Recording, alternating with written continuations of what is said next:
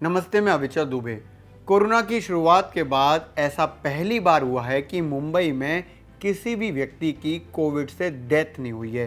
ये एक बड़ी बात है और इसको एक बड़े स्तर पर देखा जाना चाहिए और उसको भी आपको ढंग से समझाएंगे कि ऐसा आखिर मुंबई ने कैसे संभव किया कि कोई भी डेथ कोविड से नहीं हुई है, क्योंकि मुंबई वो जगह रही जहाँ पर कोविड से सबसे ज़्यादा नुकसान हुआ, सबसे ज़्यादा केसेस आए और बड़े स्तर पर लोगों की मौत हुई। 17 अक्टूबर रविवार को, या यूं कहें कि एक 24 घंटे का जो साइकिल होता है, उस साइकिल में 350 से ज़्यादा कोरोना के मामले आए, लेकिन डेथ एक भी नहीं हुई, यानी कि मौत एक भी नहीं हुई। करीब 19 महीनों में ऐसा पहली बार हुआ कि मुंबई में किसी भी व्यक्ति की कोरोना से मौत नहीं हुई।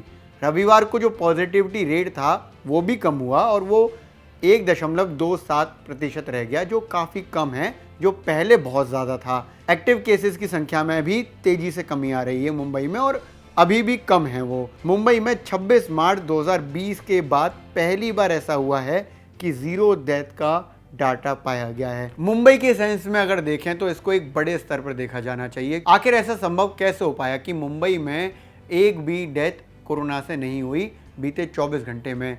उसको आप 3 पॉइंट्स में ढंग से समझिए। पहला पॉइंट है टेस्टिंग, दूसरा है ट्रेसिंग और तीसरा है टीकाकरण, यानी कि वैक्सीनेशन। मुंबई में अब तक करीब 7.5 लाख से ज़्यादा केसेस सामने आए और 16,000 से ज़्यादा मौतें हुई। अब मुंबई में पहली बार कोरोना से किसी की मौत नहीं देखी है बीते 24 घंटे में। इसके पीछे सबसे बड़ी जो वजह है वो है यहाँ पर तेजी से हुआ वैक्सीनेशन। मुंबई में करीब 97% लोगों में वैक्सीन की पहली डोज लगाई जा चुकी है, जबकि 55% ऐसे लोग हैं जिनको दोनों डोज लग चुकी हैं। ये जो डाटा मैंने आपको बताया ये 18+ से ऊपर के लोगों का है, क्योंकि भारत में जो अभी तक वैक्सीन लग रही है वो 18+ यानी कि 18 की उम्र से ज़्यादा के लोगों को लग रही है। और उसी हिसाब से मैंने बताया कि 97% ऐसे लोग हैं जिनको पहली डोज कम से कम मुंबई में लग चुकी है और 55% ऐसे लोग हैं जिनको दोनों डोज लग चुकी है, यानी कि वो फुल्ली वैक्सीनेटेड हो गए हैं। जो दो और बड़े पॉइंट हैं वो हैं टेस्टिंग और ट्रेसिंग। टेस्टिंग में भी मुंबई में काफ़ी बड़े स्तर पर टेस्टिंग का जो सिस्टम है वो तैयार किया गया और अच्छे खासे नंबर जो हैं मुंबई में टेस्टिंग के पाए गए हैं। भारत में सबसे ज़्यादा टेस्टिंग जो है वो मुंबई में ही हुई।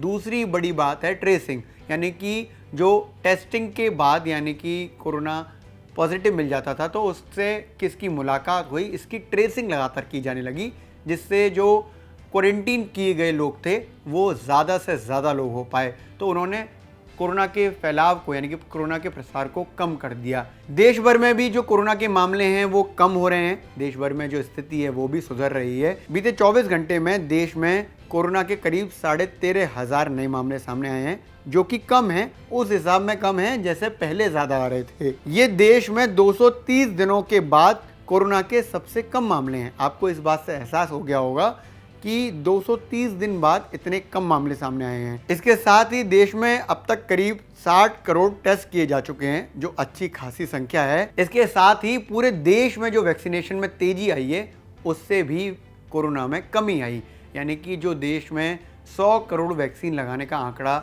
जल्द ही पूरा कर लिया जाएगा। अभी जो आंकड़ा है वो 97-98 करोड़ के पास है और 100 करोड़ के नज़दीक वैक्सीन डोजेस देश भर में कुछ दिन बाद ही लगाई जा चुकी होंगी, यानी कि पूरा हो चुका होगा। तो एक बड़ी बात है, इस वजह से कोरोना में कमी देखने को मिली है, चाहे मुंबई हो चाहे पूरा देश हो।